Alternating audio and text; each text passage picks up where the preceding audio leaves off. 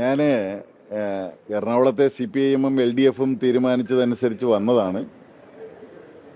അത് 2006 ആലപ്പുഴയിലെ താമസക്കാരനായ ഞാൻ അരൂരിലേക്ക് വന്നതാണ് എൻ്റെ ഓർമ്മ വരുന്നത്.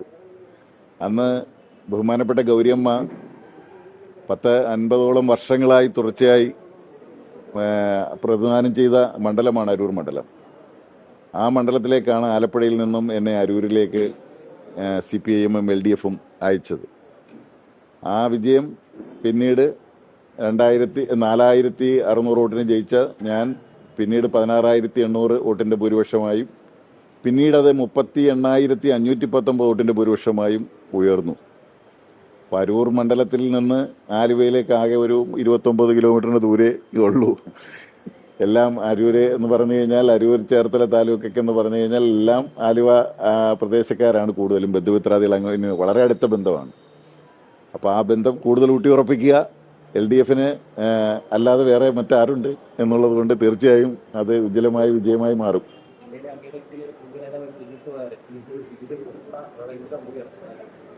അങ്ങനെ ചില ഘട്ടങ്ങളിൽ ചില നേതാക്കന്മാരൊക്കെ പോയിട്ടുണ്ട്. പോയവരെല്ലാം അവസാന കാലം എത്തിയപ്പോഴേക്ക് തിരിച്ച് CPM വരാൻ ആഗ്രഹം പ്രകടിപ്പിക്കുന്നവരായി മാറി, വന്നവരായി മാറി. അവരൊക്കെ തെറ്റ് ചെയ്തത് തിരുത്താൻ നിർബന്ധിതരായി തീർന്നു. അദ്ദേഹത്തിന് സംഭവിച്ച ഏറ്റവും വലിയൊരു അപജയം എന്നല്ലാതെ വേറൊന്നും എനിക്ക് പറയാനില്ല. കുറച്ച് നാളായി അദ്ദേഹം അതിനു വേണ്ടിയിട്ടുള്ള തയ്യാറെടുപ്പിലായിരുന്നു. അദ്ദേഹം ഒരു നടപടി പ്രതീക്ഷിച്ചുകൊണ്ട് കുറേ അധികം കമൻറ്റുകളൊക്കെ നടത്തി. പക്ഷേ അദ്ദേഹത്തെ പോലെയുള്ള ഒരാളെ പരമാവധി അനുനയിപ്പിച്ച് നിർത്താൻ നോക്കി.